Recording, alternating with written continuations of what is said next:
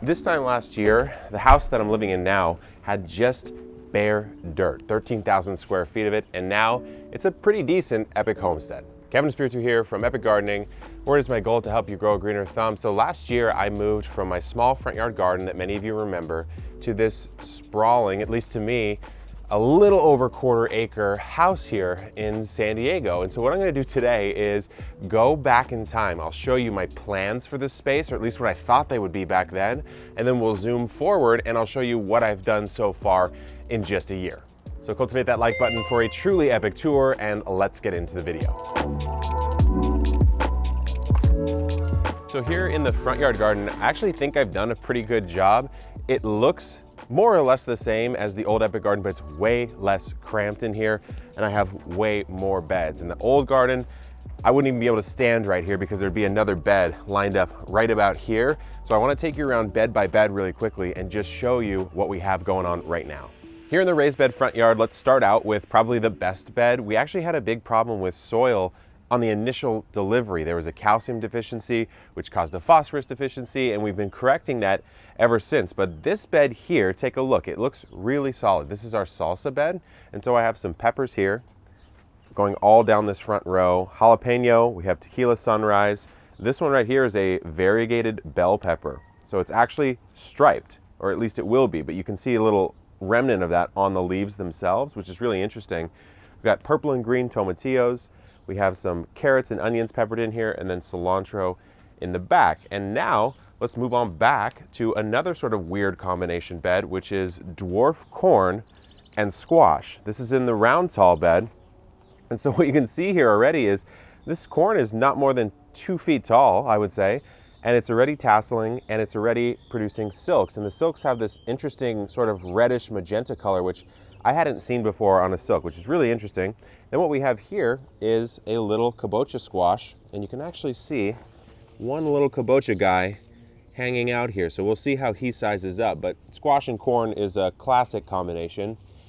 And then the thing about Epic Gardening is it's still about growing food in as many different ways as possible. So you'll see raised beds, but you'll also see things like this grow bag, and here I kind of want to show you things that don't do that well. So and I don't know what exactly happened in this grow bag. I'm still trying to figure it out, but I think this tomato just maybe got started a little bit too early, got hit with some sort of disease, or looks like it might be some spider mites or something, but it just did not do that well. Still here in the front yard, and the first thing you notice really are these pathways. I can walk through my beds. In my old garden, I would probably have maybe 10, 12 inches, and I'd be cramming myself in between each path just to get enough space. Now I can get a wheelbarrow through any structure that I'm growing in. And speaking of structures, this is a great one. This is the green stock garden that's growing all sorts of different things. So up top here, I want to show you that you can grow tomatoes in any situation. These are tiny Tim tomatoes, and they live up to the name because they can grow in about a gallon's worth of soil, and they're doing quite well here. But I've filled this up with all sorts of different things. The green stock for me, I want it to be all about bringing in pollinators and bringing in color. So I have some strawberries, I've got some marigolds, all sorts of various annuals and perennials in here. And then up here, this bed used to be my alternative greens bed. I was growing arugula and all sorts of different non-lettuce greens, and it's flipped, it's now squash. So I actually harvested a couple of these squash yesterday, but they're doing pretty well. We've got a couple baby little zephyr squash right here. These ones will typically have a little bit of a green right there, sort of a bifurcated color pattern. Under here, let's see if we can find one. Yeah, I think I see one in here. This is a boulam squash, also known as an avocado squash. And we've found that they're quite productive and quite tasty. You harvest them when they're about the size of maybe a softball or so. So things are going pretty well in the squash bed. And then let's switch over here to the second green stock. This one, I've got lemongrass in it. I was growing poppies. Poppies were doing really well, actually. Cosmos, I did amaranth. It's not here anymore, but that was a fantastic one. Red garnet amaranth. But these green stalks are just really good if you're a small space gardener and you want to cram, 42 plants over there, 30 plants over here in the square footage of 2 by 2, right? And then you just go up about 5 feet. Now, there is one sadness that I do have to share with you guys. I think if you remember from my spring tour, I was going to grow a giant cabbage here. It's still here, it's just not doing that well. So I have lovingly named it San Juan Cabbage-strano. It's kind of a silly name, but I've really come to connect with this cabbage here. And it's really been suffering. I mean, you can tell from the leaves, you can just see how much cabbage looper damage and cabbage moth damage there's been. We've tried to control it by hitting it with all sorts of different things, insecticidal soaps, neem cake fertilizer. We've done BT, and it just couldn't get past the point of really thriving, unfortunately. It still is gonna head up, it's still actually gonna look quite nice, but I mean, this cabbage, the head of it should have been this big, and instead the head is this big. Over here, we're still in the raised bed portion of the homestead, guys. This is crazy that I actually have this much to show you, but here is the sub-pod system. So this is an in-bed or in-ground worm composting system. So if we were to open this up, you could kind of see how this thing would work. What you've got is 2 chambers. You'll fill this one up. Look, I have a couple slugs right there. Wow, you can actually see through that guy. Interesting. You could put a couple of worms in there. You'd manage that bin. Once this filled up, you'd start filling this side up and they'd migrate in, but there's also holes in the side here, so they'll be able to get into this bed. And so what I noticed is in the sub-pod bed, I've got nasturtium, I've got some marigolds, some African blue basil, which is a fantastic pollinator basil, one of the best ones you'll ever find. This was a very productive bed for me, I think because a lot of the worms have crawled into the actual soil itself and started to improve it, loosen it, add their castings and thus nutrition. So sub-pod review will come soon on the channel, but I've been really pleased with it. Over here in this raised bed, this is one of the weirder plantings that I've ever done, I think. This was sunflowers, cosmos, and alyssum. And the sunflowers have done really well. This one obviously has been spent, but I did it in like a stadium seating style. So I had the taller ones back here, and then as you move up front, you get the golden bear, really short dwarf ones, which look very interesting. It's hard to see because most of them are spent now, but they've got almost no blackness to the interior. It's flowers all the way through. And then you have these beautiful sort of pale yellow ones up top that are still flowering and still looking amazing. So these have done really, really well. The last part of the front yard garden proper is the no-dig bed and the grow bag garden. So we're finally out of the raised beds. And this no-dig bed, for those of you who've been following for a long time, this is the one that I made with Charles Dowding. And I have to admit, I've made some mistakes in this bed. I like to show you what I've done right, and I like to show you what I've done wrong, and there's a lot that I've done wrong in the garden, and this is one of the things that didn't go so well the first time around. I used probably too much straight up compost, and it just sat there sopping wet, and the plants weren't doing that well. So some of the stuff has done well. Look at the lemongrass over there, look at the cabbage over there. That's all looking really nice. This is probably the pride and joy. This is the best thing so far. So I put in what's called the Titan A-frame from Gardener Supply Company, and we have various different types of pickling cucumbers on here.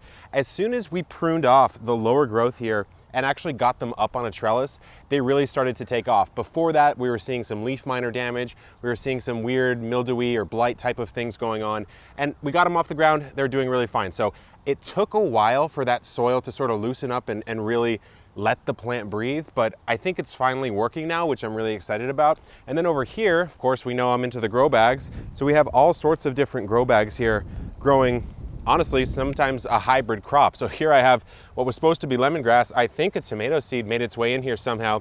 So now I have this sort of weird pear cherry type of tomato that quite honestly doesn't even taste that good, but it's still there. Right here we have a black cobra pepper. This is one that I overwintered.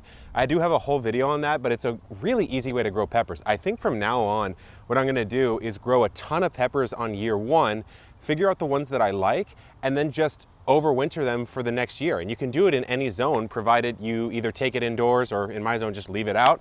But we got a lot of other stuff growing on. Bell peppers, another tomato. I've got this mashua here, which is a relative of nasturtium, and it grows underground as a tuber, and you actually dig the tuber up and you can eat the tuber. So pretty interesting there. These eggplants, I'll tell you, Japanese eggplants, prolific. So maybe I'll do an eggplant guide pretty soon. And then finally, the big bag, this is the 100-gallon bag. This one's got ginger and turmeric. It took a little bit of time to come up. You can see it's a little bit spotty, but we have dug down in, and we do know that the other ones are still rooting up. So I thought I kind of got a bad batch of ginger, but it turns out it's just patience, right, in the garden. So that's it for this entire front yard. Let's go ahead and take a look at the orchard. So when I first pulled up to this house way back a year ago, this was the first thing I saw. I said, oh, I think there's a lemon tree on the property. And turns out I was right, and I was also wrong. This isn't a lemon tree. This little sprig back here, come take a look, is. So I think what happened is we had some wild rootstock, whatever was grafted onto, ended up shooting out. And I do have some lemons here. I don't know exactly the variety. There's no way for me to really know that.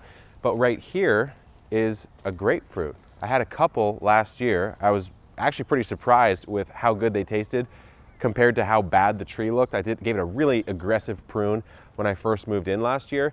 I mean, look, these are coming in like crazy. They're gonna have some serious grapefruit this year. So I was thinking about removing the tree because I don't know the variety. It wasn't well taken care of. It's a weird shape.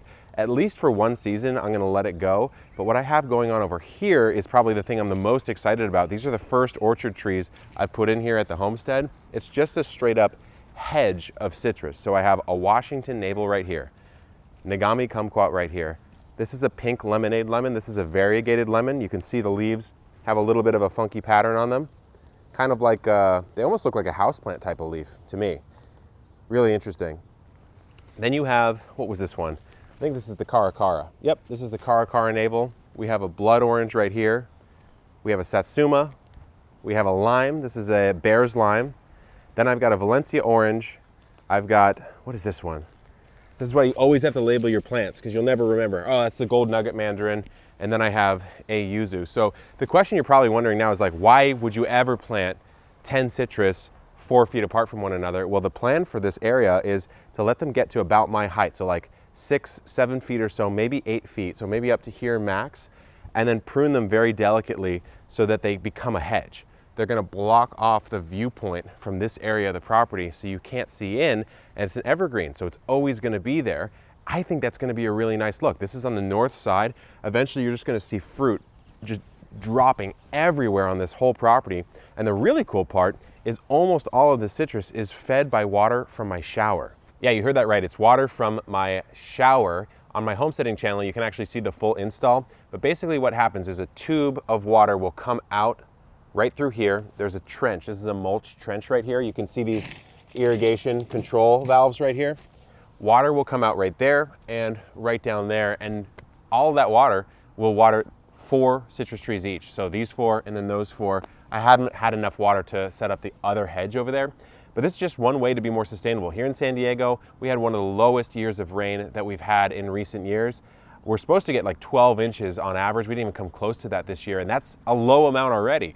And so whatever I can do to use more water, the gray water, which is what this is called, when you're using water from inside your home twice, either with the laundry or the shower, is a great way to reuse. But there's still a couple more trees that I want to show you. So with the old Epic garden, I actually did have a fruit tree, weirdly enough, in that property. It was one loquat tree. And now I'm sitting under the shade of actually 2 loquat trees right here. So take a look upwards. This just finished the fruiting cycle.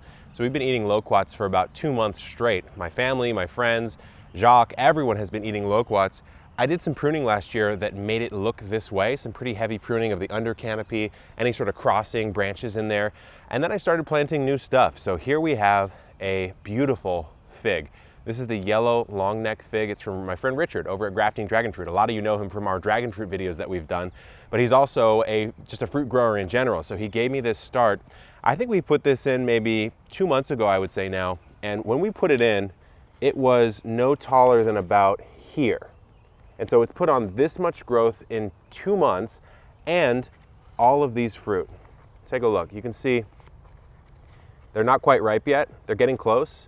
But I'm gonna get a handful of figs just off of this tiny, tiny little plant. Fig's a classic California plant, grows really well here. There are some varieties that grow well in colder zones like the Chicago hardy fig, so don't think you can't grow them, but I'm really pleased. Now this is kind of the weird thing. The way I planted it, because the way this stem was sort of angling out like this, that allowed me to get it a little closer into this loquat. I have a little branch here for a rock here for support, and it'll come out this way. And then the plan, I'm gonna stand up here, is to just sort of sculpt it to about a 6 by 6 by 6. I don't need it much bigger than that. I'm not gonna have that many figs. So I'll have it be about here, and it'll take up this space and really kind of look nice, almost like a little forested approach. This section here, when I moved in, was brown dyed mulch, which I really hate. It's like a dyed wood chip mulch. Not a great thing to put in the garden. And then nothing. I actually think someone had stuck pieces of jade in the ground to pretend like they had landscaped the place, but they hadn't, which was kind of silly. So I ripped those out. I did put in some semi-natives like this Mexican salvia, but I've slowly started to replace them with an edible perennial, which of course would be the artichoke. This is a green globe artichoke, and these have been incredibly productive in this space. I'm letting most of them go to flower, mostly because I like the look of that. I think it looks really, really beautiful, and apparently it smells really good too. There's a couple interesting things though in this part that informs the rest of the garden. The first is that little pipe that's sticking out of my wall. What is that pipe? That is my laundry water. So if I want to, I have a toggle in there, I can turn it on or off, but if I want to, I can toggle my laundry water to come out into this mulch basin and water these artichoke. For the most part, I don't water these anymore, I just do my laundry. The other thing I want you to notice here is this big honking thing. This is the 200-gallon rainwater tank. So that's collecting water off of that little terracotta patch of my roof, which is like disconnected from the rest of the whole house. It probably won't fill up too much, but even if it does, there's an overflow that'll go straight into this patch. So the idea with this whole patch is perennial edibles that do well with minimal care as long as they get enough water, and they're getting enough water either through the rainwater system or through the gray water system. So it's really beautiful, and I'll just show you over here the example of what an artichoke will start to look like once it goes to flower. So let's see if it's true that it smells really good. Honestly, it kind of smells like a sweet artichoke. So I'm into it. I'm digging it. Let's see. Yeah, I mean, it's a beautiful, beautiful plant. A lot of people don't know that it'll produce that beautiful color of a flower, but this is this bed. Let's go on over to the berry patch. So the last part of the front yard garden, there's been a lot I know, is the berry patch, or sort of like the weird fruit patch. So I've got my strawberries right here. They have seen better days. The problem we've been having with them is an armyworm or a cutworm problem, or an earwig, or both. So I've been putting some traps out. We've actually done some of this, which looks weird, but it's just, it's neem cake fertilizer. So it's what you would press to get neem oil. This is the waste product, and apparently it has a repellent effect on earwigs. So we're testing that out just to see. But nevertheless, there's still some good strawberries here. So I'll show you what we've got going on. There's probably like 20 in this patch right now I could eat, but let's give this one a taste test. This is probably the Seascape variety.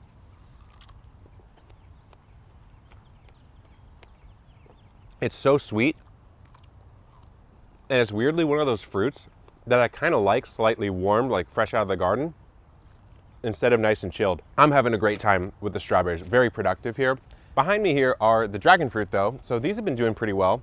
Some of the cuttings have failed to thrive until now, basically, until the weather warmed up again, but they're starting to shoot up. So I have some where I'm only halfway up, I have others where I'm all the way up, and then over here, I've got others where not only am I all the way up, but I'm all the way down almost. So they're starting to actually fall down the trellis, which is exactly what you want to see. So I'm thinking on that variety right there, which is Trisha, I may actually get a dragon fruit this year, which would be fantastic, because usually from cuttings, you're looking at more than a year, unless you have like perfectly optimal conditions.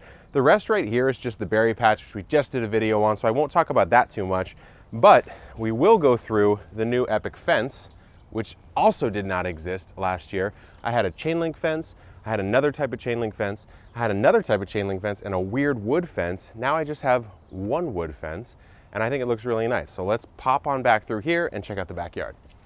So at my old house, I didn't really even have the opportunity to start seeds outdoors that well. I was starting them indoors, just under lights, like many of you probably do. But now that I do have the opportunity, this is the Seedling Table. I built it. It's not a hard build at all. I actually got the idea from Laura over at Garden Answer, but it's an 8-foot long table by 3 foot, and I've got chicken wire here so I can water through it if I want to. So if we take a look here, you can see some of the stuff that we're growing.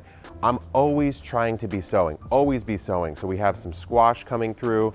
We have some watermelon. I already actually have these planted, but I wanted some backups. We've got just some beautiful petunias here, some yard-long beans. So just stuff for summer, you know, stuff for summer. You can double this as a little drying rack.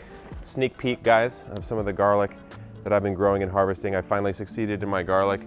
I would say this table probably cost about $200 to make.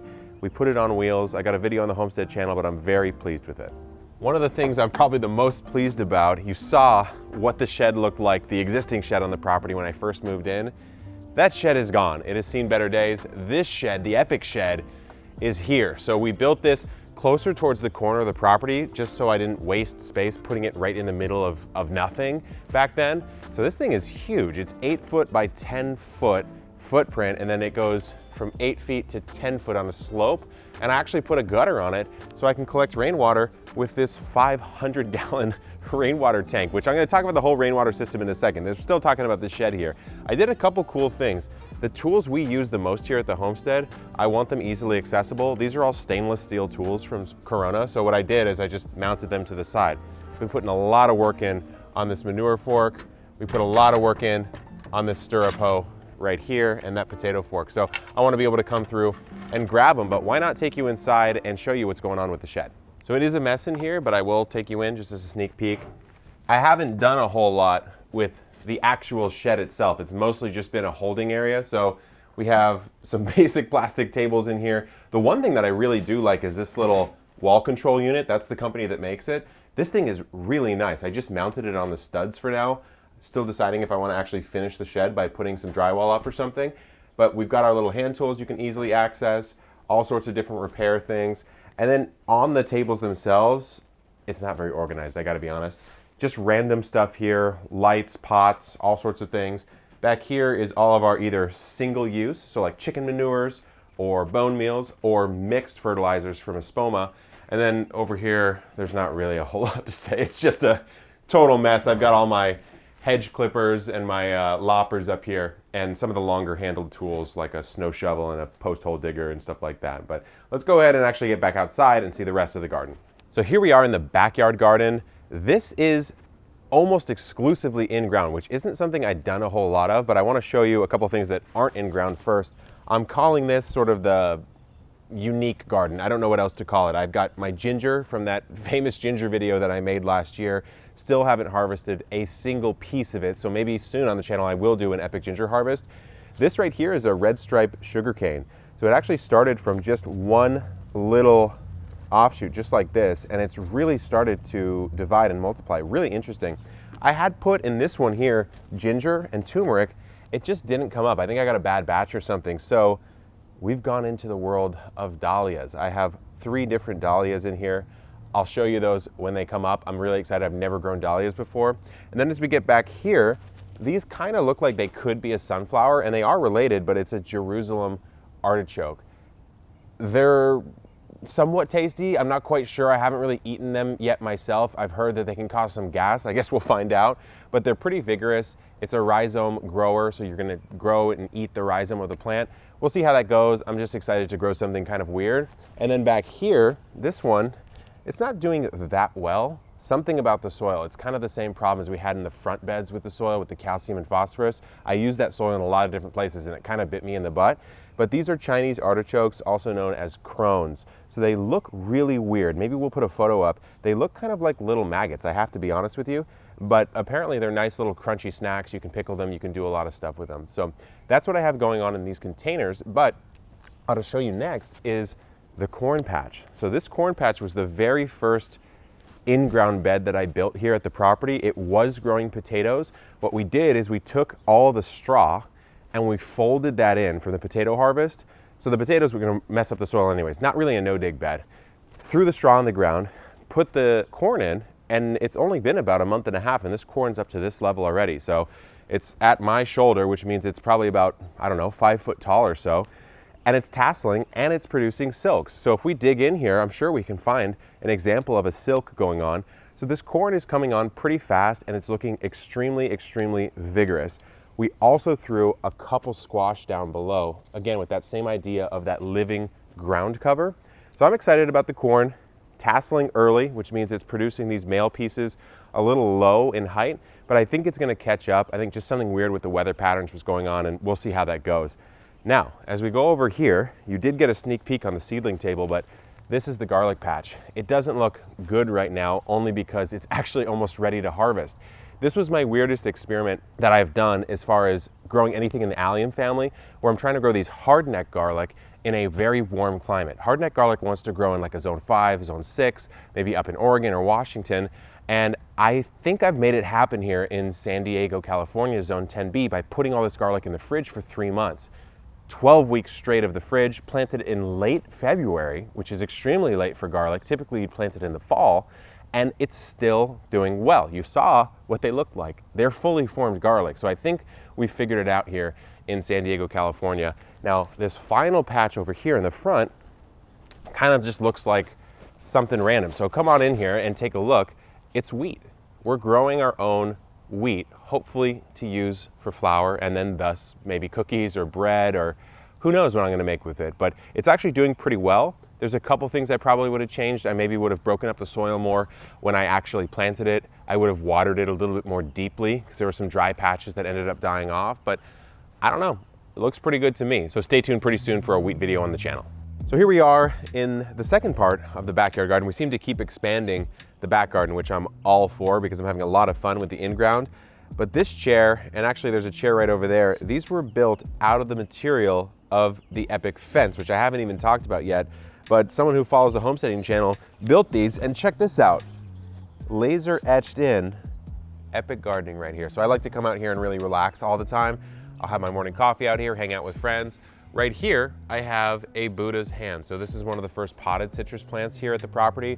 But really in the garden, what we're talking about is all of this stuff over here. So right here, I've got the only raised bed in this backyard.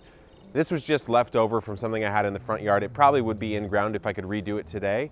But this is just an herb bed. There used to be chamomile right here. We have all sorts of different herbs, some flowers, some lemongrass, more of that African blue basil. So a lot of you probably wondering what this is. This is basically just a trellis. It's a pyramid style trellis. It's got a little mason beehive up top. We've been growing peas in this. But as we move on down here, this bed was really interesting. We basically didn't dig it in at all, and we just decided to grow as many giant crops as we could. So up front here, and it's not even close to giant yet, we have what will be a giant English cucumber. This is one of the healthiest cucumbers in the garden right now. No signs of any sort of mosaic or disease or blemishes or anything like that. So I'm very excited about that. Back here though, this plant is the biggest bean I've ever grown. I'm gonna give you guys a sneak peek here. Take a look at this. Oh, that's not even the biggest one. Take a look at this. I mean, come on. And it's still edible at this stage, which is the craziest part of it. It's still edible. Over here though, we have what's called Kevin's Super Tomato. This isn't named after me. This is named after my friend Kevin Forty, who came up with the genetics of this. His family has grown giant vegetables for many generations. So this is one plant that just has gone absolutely insane. And the thing that makes it super is actually what happens on the truss. So take a look at this truss. This is just one of the trusses. You have one here, one here, one here, one here, one here. There's 5 separate. You can get upwards of 100 cherry tomatoes on a single truss of this plant. So it's a really impressive one. And now let's wrap around and take a quick look at the only fruit tree here on the property. This is when I first moved in. I think I had said I need to figure out what kind of tree this is. Well, it turns out it's a royal apricot. I did some strategic pruning over the off season, and it really has come in nicely. I mean, nice bushy growth. We'll probably do a summer prune at some point in time, but take a look. I mean, we're getting some beautiful apricots. They'll ripen up in the next month or so, and I'm gonna have a pretty bountiful harvest off of this first fruit tree. So I can't give up my #1 love, which is potatoes. I did harvest out of that corn patch, but now I've decided to grow even more in grow bags back here. These are some of the best seed potatoes I've ever purchased. So these are from Wood Prairie Farms. Jacques, who's actually behind the camera right now, turned me on to them. I had heard of them before, had never purchased from them. I saw him grow them, and I said, I need to grow them too. And so I have 5 different varieties, maybe 6. And what I've done here, it's maybe the last way I'll ever grow potatoes. I've tried almost every method on earth. So if you're in a container, to me, what seems like the best idea is to fill your soil almost all the way up. Plant your potato about there, maybe 3 inches above the ground. Fill it all the way up, and then just don't do anything ever again. So all we've done is water. You might say, oh, you buried it 15 inches deep, it's not gonna come up. Well, look what happened. They've all come up. Even the ones buried extremely deep over there have come up. And these are fantastically productive. I mean, there's no blemishes, no issues with any of these.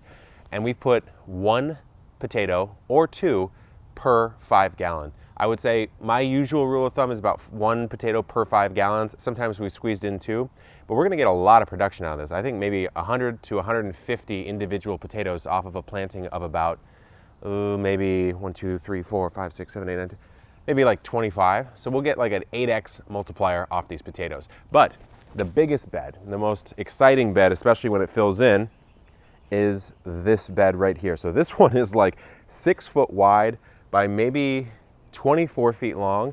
So this is the pepper and tomato bed, or the summer bed. I have 43 different peppers just planted directly in ground over here. And then I've got those tomatoes that we did a video on a little bit ago, Florida weave, conduit style with a lower and lean. And so I'm gonna walk around the back and I'll kind of show you some weird stuff we've been doing with these tomatoes. So over here on the lower and lean, we actually did run into a little bit of like a May gray June gloom that caused some early blights on these particular ones over here. So that's why these are looking a little sadder. Nevertheless, they are still coming through. I mean, this is nothing to complain about. These tomatoes right here look pretty solid, if you ask me.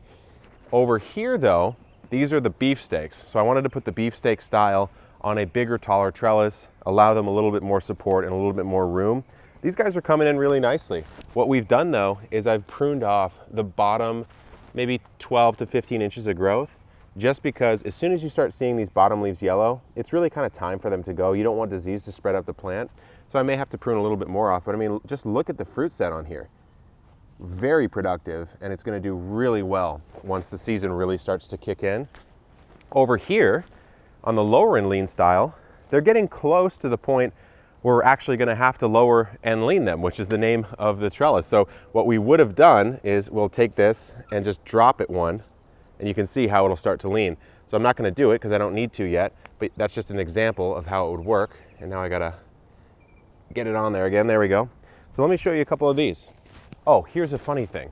This tomato right here, this one right here, is the same tomato that I showed you, Kevin's Super Tomato. This is one that I pruned to what we call a single leader, or one main stem.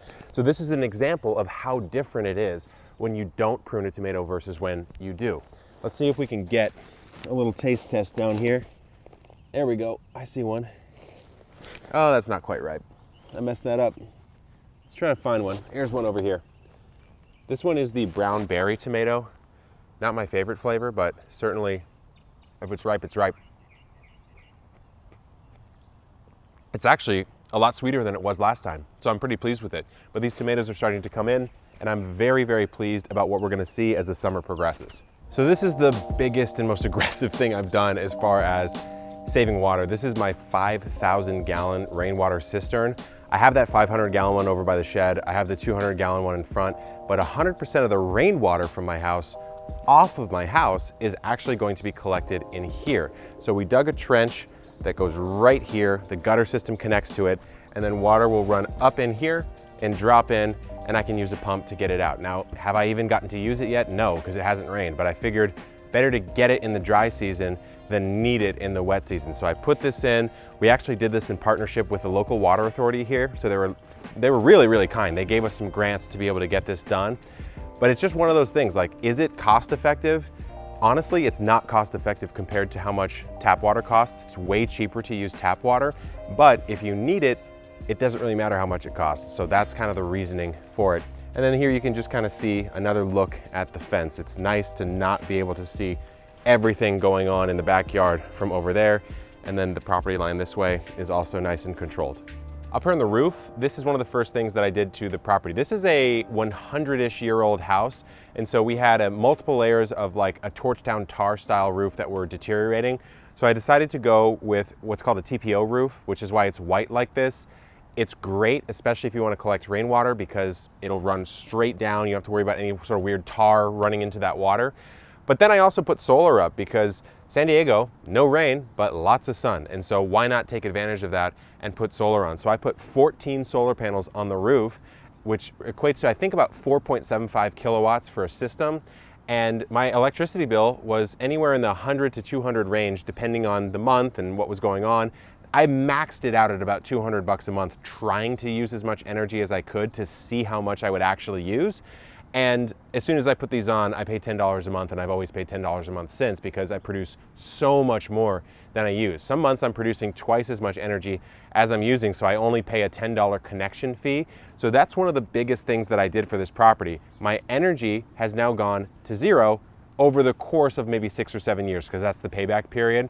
But that was fantastic, and that really sort of wraps up what's going on at the Epic Homestead right now. So let's just kind of take a little quick look from above and see how it looks. So we're up on the roof taking a look at what we've built over the course of a year. Feels like a lot, and it also feels like not much, all at the same time. But the raised beds, I have to say, I'm pretty pleased with how that looks. It'll fill in a lot more once we replant out the summer crops.